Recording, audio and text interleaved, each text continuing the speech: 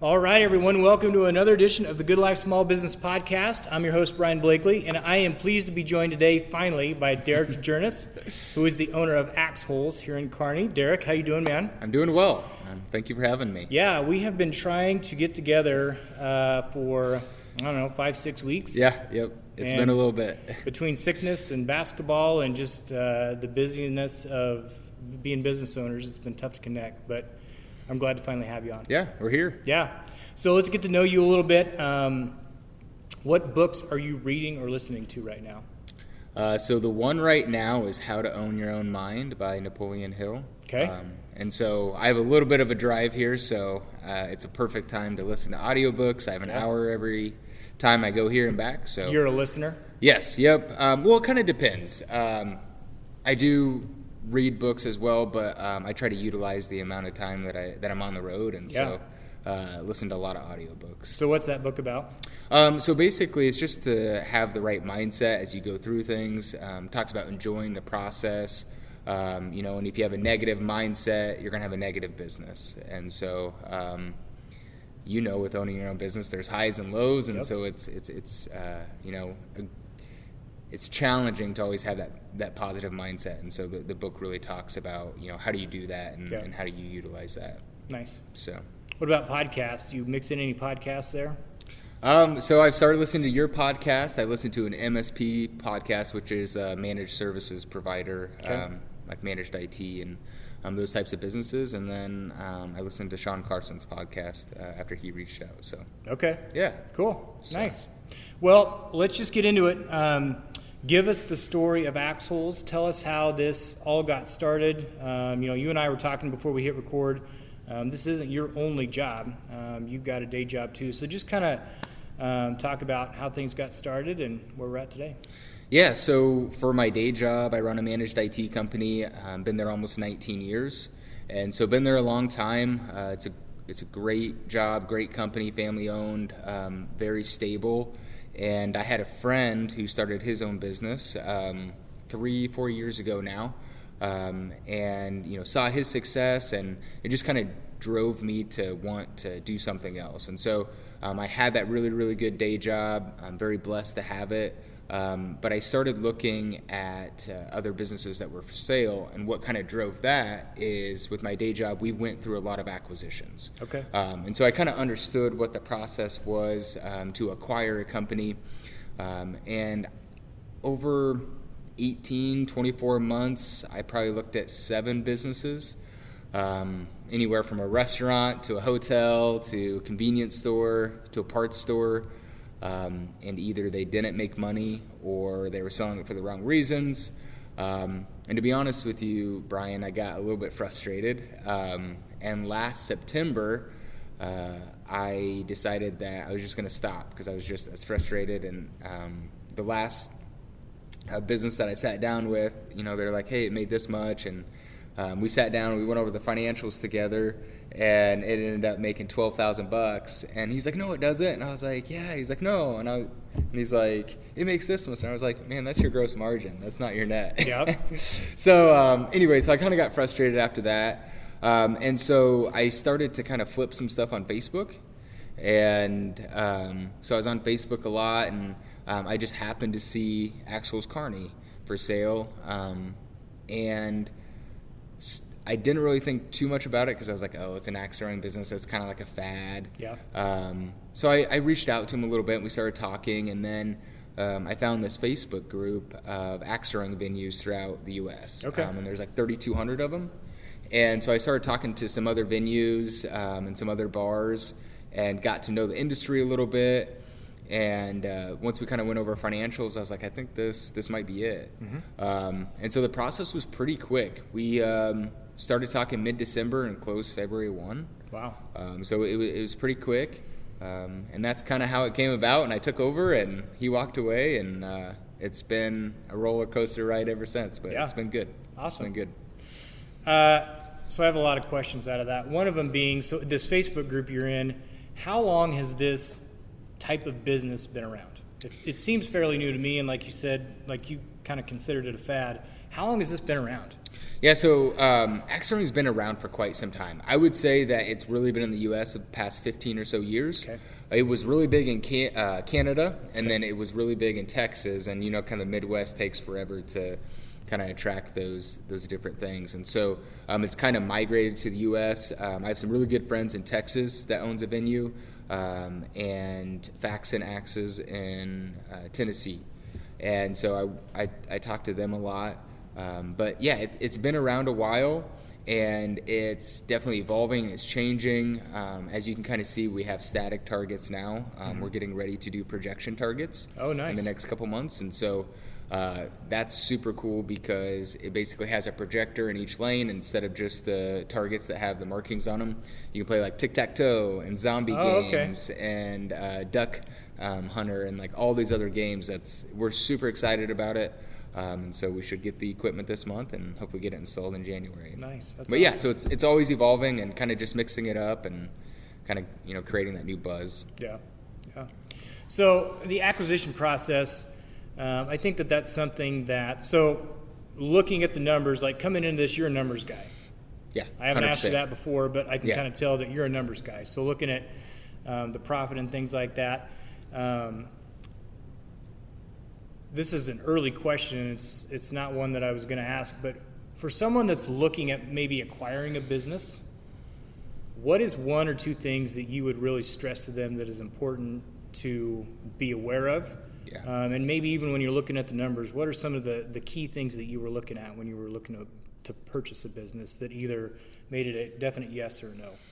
Yeah, I mean, so kind of looking at, there's different acquisitions. There's an asset sale, there's an equity sale, but we won't get into too much about that. But just the big things to look for: are you buying goodwill and blue sky, or are you buying a book of business? Yeah. And so with other acquisitions that I've went through on my day job, we're really focused on the book of business, that monthly recurring revenue.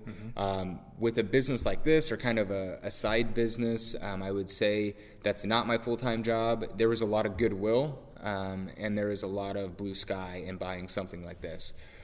Because, after we sign the papers, there is no obligation on the other side of the old owner on his side. So if revenue tanks, I didn't buy anything. Right.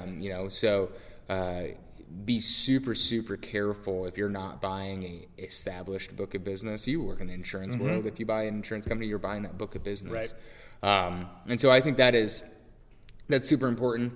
And if you're going to go to a bank to get a loan for a business, you're probably not going to be able to get a loan for this type of business, because the bank is not going to take that risk on that goodwill. Mm-hmm. But if you buy a business that has that monthly recurring revenue, the bank's probably going to take that risk depending on your business plan. Sure. and what does it look like. But the other thing that I really looked at, everybody thinks kind of like gross margin is where you make your money, but it's truly, at the end of the day, it's the net or EBITDA.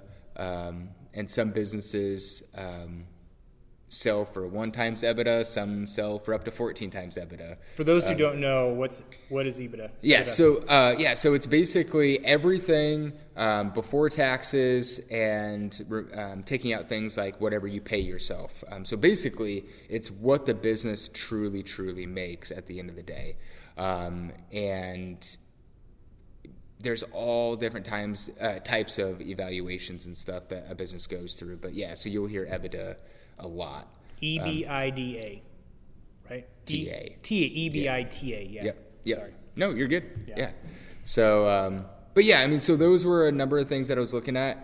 But honestly, a lot of things that I looked at is what was the perception of the business in the community. How long were they open before you took over? April of 21.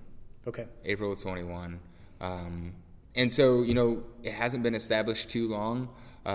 But I did feel that people knew what it was, even if they haven't been there before. Yep. The name is funny. People drive by and just take pictures of the sign, especially tourists, because they think it's just funny. Yeah, so I mean, that's kind of the process that I went through. There's way more to it than that. And the other thing is that I would say, don't always trust financials too, I would really ask what they're submitting for taxes at the end of each year, because they can show you whatever on paper, but what are they actually submitting to the government? That's should tell the truth. Yeah, should tell the truth. It should. Maybe it always doesn't, but it should. Another question that I've got, and as a business owner, I feel like, especially when you're starting out, your business is on your mind all the time. You know, it's different where if you have an 8 to 5, depending on what that job is, you can go home and you can worry about other stuff. Yeah. You can leave work at work to a certain degree. But as a small business owner, it's really hard to shut your brain off. So I'm curious on how you have, and maybe you haven't, got it all figured out yet, but how do you manage doing your day job and not having this be thinking about this business you've got in Kearney? Because you live in Aurora, you've got this business here in Kearney. How do you not have that on your mind all the time and be able to focus on the other stuff? Yeah, so that's a great question. I made a promise to myself that my day job is so important to me. So I made a promise to myself, if I was going to do this, that when I'm at work, I'm present. And for a number of reasons. One, because the company that I work for has been dedicated to me and I'm dedicated to them. And the people that are on my team, I work for them just as much as they work for me, and they don't deserve me to be absent when I'm at work. So I made the promise to myself that when I'm at work for my day job. And on the other side of that, though, when 6, 7 o'clock comes, that doesn't mean that I'm not focusing on Kearney because I am burned out from my day job. Right. So it's definitely hard. I will say it was way harder than I anticipated. I was going to ask if that's been an easy promise to keep. Yeah, it's definitely hard. It's not, and my day job is so intense that it is easy to kind of separate myself from that. It's more of being after that, like focusing on what I need to do, how do I grow this. And one of the things that I had to do and learn fast is I did not realize how blessed I was to have different teams. So like if I need something done for marketing, or I need accounting to do something, or the sales team to do something, or a legal team to do something, it's like, hey, can you take care of this? Where this, it's all on me. It is all 100% me. And so that has made me more grateful and appreciative of those other teams. Not that I wasn't before. Right. But, so that's definitely been a change. Have you learned to delegate parts of this business? Yeah. So yes. When the day I bought the business, the one employee that was here put in his 2 weeks. Oh. So that was interesting.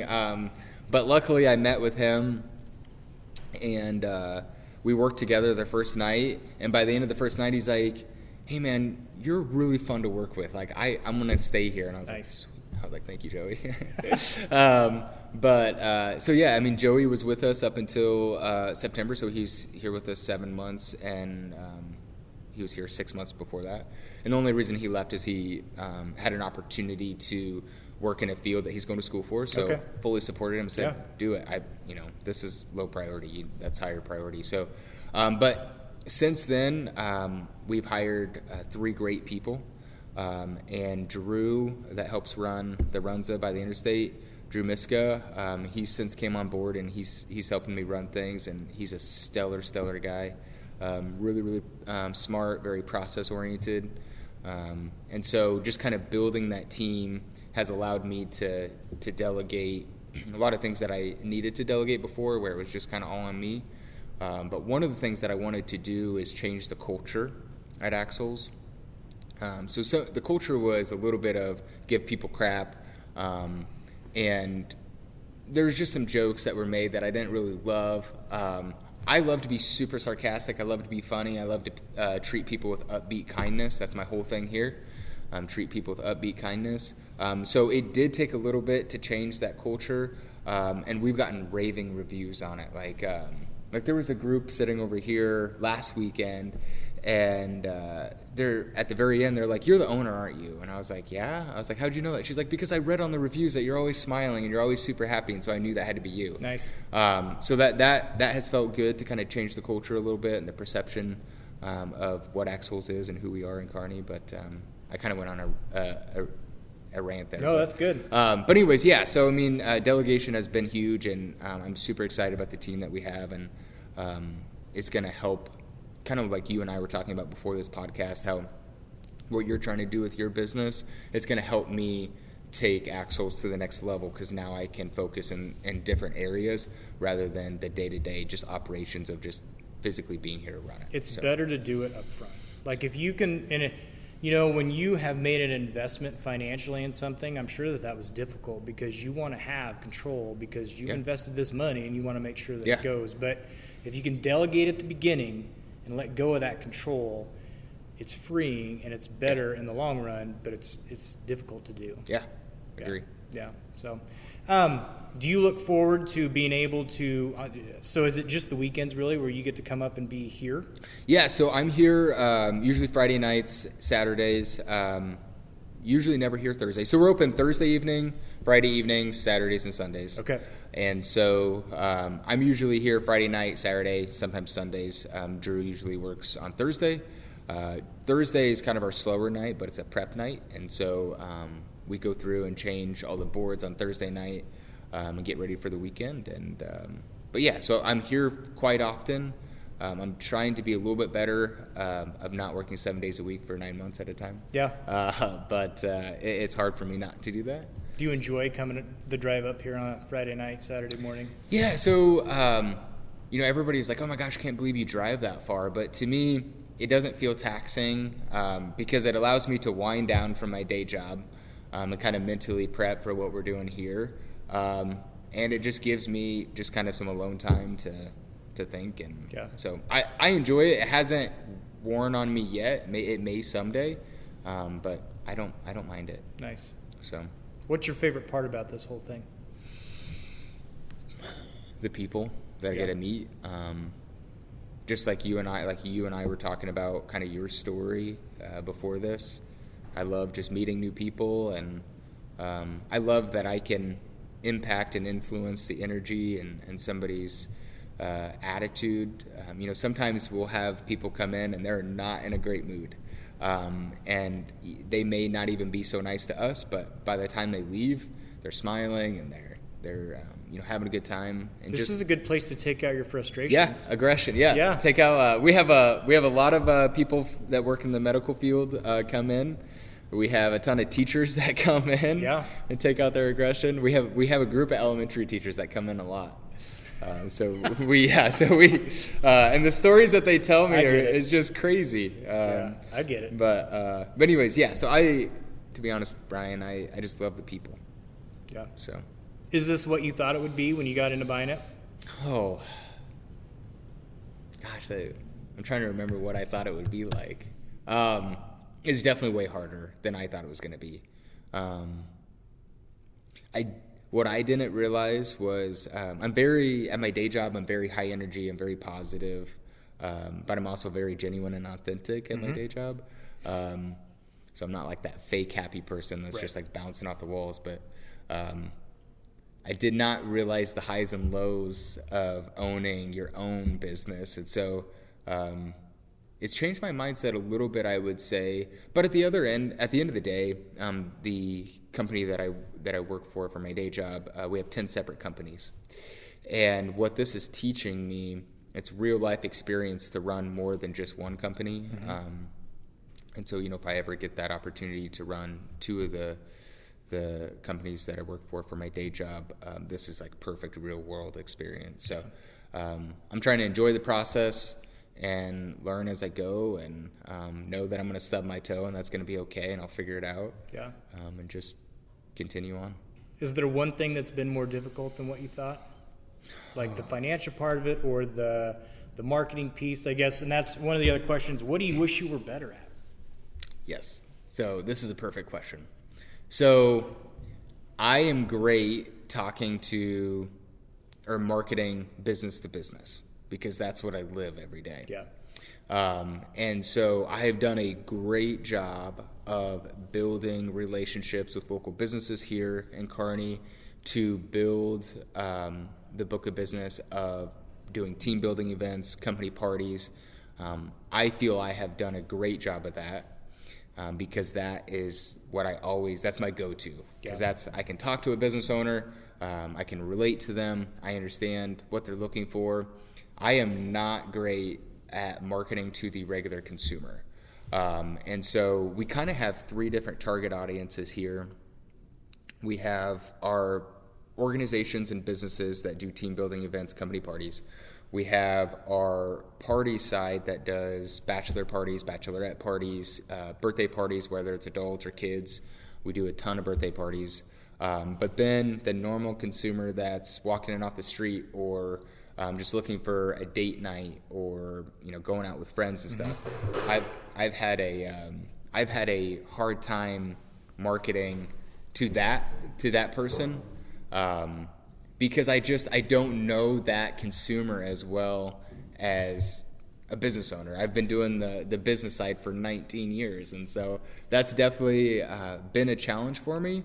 But I have made some really good connections in the business world that has led me to meet with some people like Riley Mills, who is an amazing content creator. With the chamber? Yeah. And so I actually met Riley at an innovation group in Grand Island and got to know him really well. And so, yeah, I mean, you already knew who he was, and he's great at reaching the consumer. And so I've been working with him a lot, and I'm just trying to learn myself and who is Axel's trying to be. I think that's one of the things that we're looking at right now. Are we an axe throwing venue that serves alcohol? Are we a bar that has axe throwing? Are we a party venue? Are we a family fun center? And so that's kind of what we're working on right now, to be completely honest, and we're trying to kind of figure that out a little bit. Yeah. Who does your social media? Do you do that? Do you have that hired out? Because we got connected messaging back and forth on Instagram. Yeah. And you guys, I mean, your social media is great. You do a great job of it. So do you handle that, or do you let someone else take that? I appreciate that. I do 95% of it. Okay. Do you like it? Yeah, I try to be consistent. I do like it. I feel like I should be farther than I am. But that never goes away. I know. But I will say, we didn't have an Instagram page when I bought the business, so that side's growing pretty quick. The Facebook side, we've doubled from what it was when we took over. Things that I have a hard time that I don't know how to fix is like when it comes to social media. So the Facebook side, the Grand Island store has 5,000 followers, and most people that think they like our Facebook page actually have the Grand Island Facebook page liked instead of this one. So that's been a struggle for us. But again, we've doubled, and it's funny because Thursday night Riley told me, he's like, you just need to be patient. You're doing all the right things. You just need to be patient. It takes time. And I'm like, I know, but I like to go. Right. But anyway, so we had a really good conversation Thursday, and he gave me some really good ideas on some of the things that we're going to do. And we're going to do this really cool campaign that's going to be random acts of kindness. Okay. Throughout Kearney, and so we're getting ready to do that. One of our most popular T-shirts is "I love random acts of kindness," and so we're going to play off that and go all over Kearney and do some pretty cool stuff. Yeah. So. Yeah, social media is great because it's free, but it is a lot of work. Yeah, and I think the hard part as a small business owner, the great thing is you can control your narrative. The narrative that you want everyone to get out or to see, you get to control that. It's not someone else, and you have the freedom to do a lot of different stuff. The hard part about it is that it takes time. Yeah. It's just like any other marketing, it takes time. And when you put in the time and you get maybe 2 likes on a post, or you do an Instagram post and maybe 10 people see it, it really can be, especially if that happens for a week or 2 or 3, it can be really deflating. Yeah, it is. Can make you want to quit, but you just have to, it takes one post or just having the consistency of constantly being out there in front of people. That's how you're going to get the recognition. So I like to do the marketing stuff with my business. It's something I really enjoy doing. But I feel your pain. To be consistent can be, because it does. I mean, it takes time. It's free, but it takes time. Yeah. And that's the investment you've got to make. So. Yeah, there will be a lot of times I don't get on too much of my personal social media too much, but there'll be times where if I'm doing something like that's not on the business, I feel guilty. And I'm like, you should really be on Instagram doing this and doing that. And so that's been another thing that's been really difficult for me. Yeah. Well, that never goes away either. I know. I'm trying to get used to it. Yeah. Trying to get used to it. But yeah, social media it's an amazing tool for a small business owner to have. 20 years ago, when you had to rely on radio or newspaper or TV only as really your way to get things out there, it kind of hindered you. So the freedom is great, but it can be taxing when it comes to just brain power and the time that it takes away and things like that. So, it's been interesting too. Obviously, I work in the IT field, but some of the stuff that I've done on the social side, again, I don't think small business owners also don't give themselves enough credit because, when you're going through, your Facebook ads, your Instagram ads, or if you're doing Google search ads, and everything that is involved in that, I promise you that some of that stuff is harder than some of the IT stuff we do today. Yeah. And so for a small business owner that is either just starting out or they're doing everything themselves and this is their full-time gig and this is how they're putting food on their table, they need to give themselves more credit because it's hard. And to figure it out, like, you should be proud of yourself. Yeah. It's easy to get down on yourself. Because I'll be going through stuff and I'm like, I'm going to come back to this tomorrow because my brain hurts because I don't know how to do this. Right. Yeah, exactly. But yeah. Yeah. And I think that, I think that people may look at a small business owner and think that, if they're successful, they've got it figured out. But I think we're figuring it out as we go. Yep. 100% agree. Yeah. So you didn't own the business during COVID, and we can just kind of touch on this if you want, but you were doing your day job during the pandemic. And so I guess the question that I have, was there anything during that time? COVID was something that shut everything down, and it was something that no one could prepare for or predict.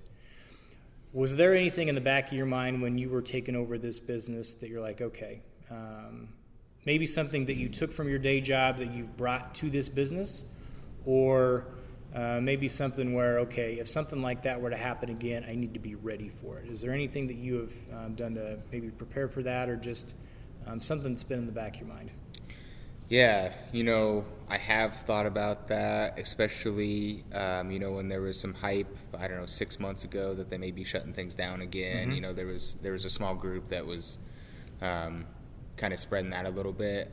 It does, make sure that the things that you're doing, it's like, okay, so if that were to happen and tomorrow I have no customers, what am I going to do? Right. That does, that's always in the back of my mind. The other reason, not only COVID, but we do a lot of cybersecurity. And so we work with a lot of business owners, and we talk about risk management. You're in insurance, you know that all too well. And a lot of times that we work with business owners is, hey, if you get a ransomware or you get a cyber attack and you have $0 in your bank account tomorrow, what's the plan? So I've already kind of always had that mindset for this. And so it does change, like, hey, like we're doing projection systems. It does make me question, like, okay, we're going to have another investment. This has really been an investment year for Axles. Mm-hmm. We've done a lot of things inside here to change it up. And, we redid the bar and redid a lot of stuff inside here. And so, but I knew that going in, but that is always in the back of my mind. It's like, okay, like we need to make sure that we have enough cash to where if something were to happen and we don't have customers tomorrow, how much, how long can we sustain without, without income? And so that's kind of been how it's affected my mindset as we kind of went through here. But I did not own, I know Eric opened this up in the middle of COVID, April 21, I guess about a year into COVID, but which, I mean, he took the risk and it obviously paid off for him. Yeah, but, so. Yeah, I think that just knowing that there can be things that come out of the blue that you can't predict, that can happen and can shut you down, and you have no choice. I think just kind of having that in the back of your mind, not that hopefully something like that never happens again, but just knowing that it could, and how that changed things. It's good for business owners to be prepared. Yeah, 100% agree. Yeah. So if you could go back to 9 months ago, or when you were even looking to buy this, if you could go back and give yourself one piece of advice, what would that be? I would say to be more patient and not be so hard on yourself mentally. Because there was like KPIs that, I wanted to make sure that we hit, and we hit them. But it was just like, I was putting that own strain and stress on myself, instead of just enjoying the ride. And I feel, in the past 2 months, all the hard work that we have put in is paying off now as we get into our busy season, as we worked in the off season. But just to chill a little bit, and not be so stressed out and be so. KPIs are important, and it's good to have goals. But key performance indicators. Sorry. No, sorry. Just in case anybody's wondering. But just enjoy the ride and just have more patience. Yeah, I've thought about that at different times. That when I'm all done and I'm retired, I will probably sit back and wish that I would have enjoyed the ride a little bit more and enjoyed certain moments or certain periods of time. But it's really hard to look back or to really enjoy it right now, because you're always wondering about what's next.